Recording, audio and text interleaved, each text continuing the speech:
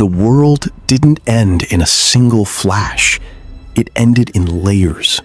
Light first, then silence, then a wind that carried the future away.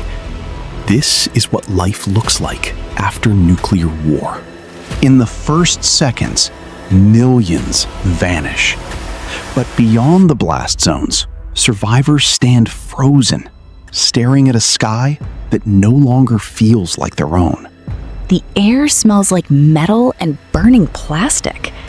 Phones don't work. Sirens wail somewhere far away, then abruptly stop. Then the fallout begins. Tiny, invisible particles drifting down like snow. Beautiful and lethal.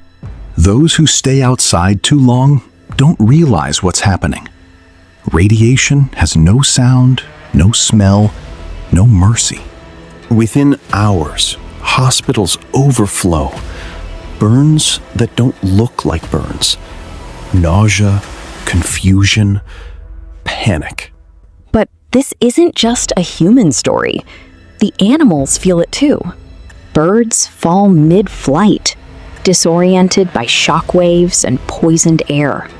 In forests beyond the cities, deer freeze as a distant rumble shakes the ground beneath their hooves. The shockwave reaches them minutes later, flattening trees like matchsticks. Rivers carry radioactive particles downstream, invisible currents of slow death. Fish absorb it first. Their gills filter poison they cannot see. Days later, some float lifeless to the surface. Others survive, changed. The ocean feels distant from war, but it isn't safe. Radioactive rain falls into the sea, dispersing through currents that circle the planet.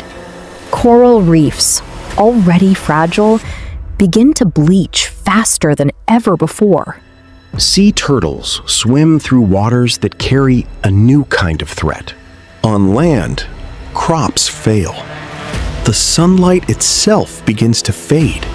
Smoke from burning cities rises into the stratosphere, blocking warmth. Scientists call it nuclear winter. Survivors call it endless cold. Temperatures drop. Growing seasons disappear. Hunger becomes the new enemy. Pets are abandoned when food runs out. Some return to instinct. Zoos fall silent. Enclosures open. Survival decides everything. Insects, like cockroaches, however, endure. Many are more resistant than we are. Rats thrive in the ruins, feeding on what humanity left behind. Months pass. Radiation weakens some species, mutates others. Most mutations are not monstrous. They are tragic, fatal, short-lived. Human survivors cluster underground, in bunkers and basements. Every cough echoes too loudly. Every Geiger click tightens the chest. Above them, cities crumble without maintenance. Without power, nuclear reactors themselves become ticking threats. Some melt down, adding new scars to a wounded planet. Years pass. The ash settles, but the memory never does. Forests begin to regrow in strange, uneven patterns. Wolves return to empty suburbs. Whales still sing beneath the surface, though fewer voices answer back. Humanity shrinks in number, but not in impact. Children born after the war grow up under dimmer skies. They learn about oceans full of color, like myths. And humanity, reduced but resilient, adapts once again. The planet does not heal evenly. Some scars remain permanent. Certain regions become exclusion zones for generations.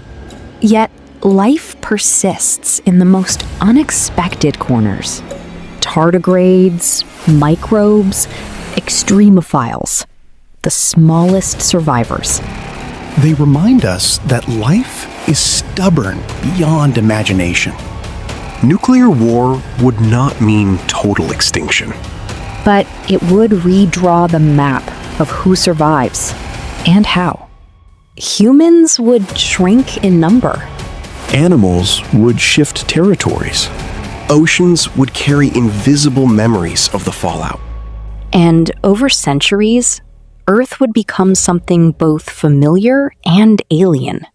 The question is not whether life continues.